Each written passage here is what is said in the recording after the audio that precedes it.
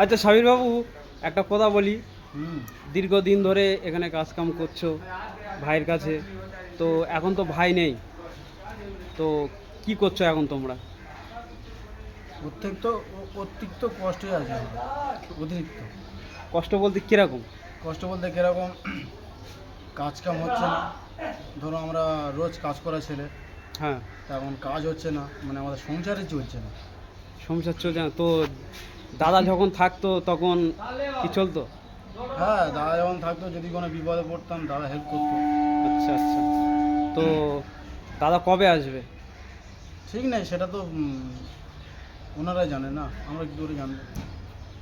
আসুক আজ। আমি তো প্রতিদিন দেখছি তুমি আসছো, ক্লাবে বসছো। হ্যাঁ, ক্লাবে তো আসছি, দাদার ক্লাব মানে আমাদের ক্লাব, আমরা বসবো না তা কারাই বসবে। আচ্ছা সাবির বাবু, তুমি যে সারাদিন এখানে বসে থাকো, ভাই তো নেই, তো কিরকম দিন যাচ্ছে? দিন আগের মতো ভালোই যাচ্ছে।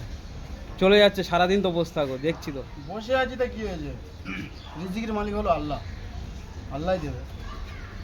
তো আগে আগে তো 1000-2000 টাকা কামাতে, এখন তো হচ্ছে না সেটা, না? হচ্ছে না। আগে হয়তো একটু মানে মানে খুব খুশিতে দিন পার হতো, এখন একটু কষ্টতে দিন পার হচ্ছে, কিন্তু আল্লাহ ঠিক চালিয়ে দিচ্ছে। আচ্ছা হ্যাঁ, দুই রাখাচ্ছি। আচ্ছা, এবারে কথা বলবো আমাদের হুটকো। হুটকো দা, হাসছো কেন? কি দুঃখের মধ্যে আছো না কষ্টতে আছো? এদিকে দেখো, এদিকে এদিকে। দুঃখ কষ্ট সবে আছি। আচ্ছা, কিরকম ফিলিংস লাগছে এখন দাদা নেই? দাদা নেই তো একদম ভালো লাগছে না। কী করবো, আসি ক্লাবে আড্ডা মারি, তা আমাদেরই ক্লাব, ভাইদের কোনো লোক নেই বলে কি আমরা থাকবো না? ক্লাব তো বন্ধ। ক্লাব কোনটা কি আছে, আমরা তো আছি, আমরা চালিয়ে নেবো।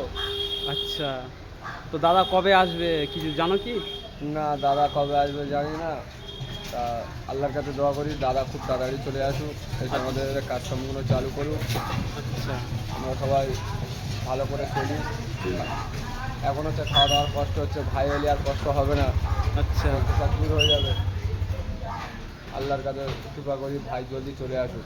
আচ্ছা, আমাদের দেখা যাচ্ছে ক্লাব পুরো বন্ধ, এখন ক্লাব পুরো বন্ধ, তো সারা দিন ধরে তোমরা বসে থাকো এই ক্লাবে? হ্যাঁ, আমরা বসে থাকি, আমাদের এখানে ভালো লাগে, এটাই আমাদের ঘর। আচ্ছা, ভাইকে তোমরা এত ভালোবাসো? হ্যাঁ, খুব ভালোবাসি, ভাই আমাদের কলিজা আছে, আমরা খুব ভালোবাসি ভাইকে। আচ্ছা। তো দেখতে পাচ্ছেন কোথায় আছি আমরা, দাঁড়াপাড়া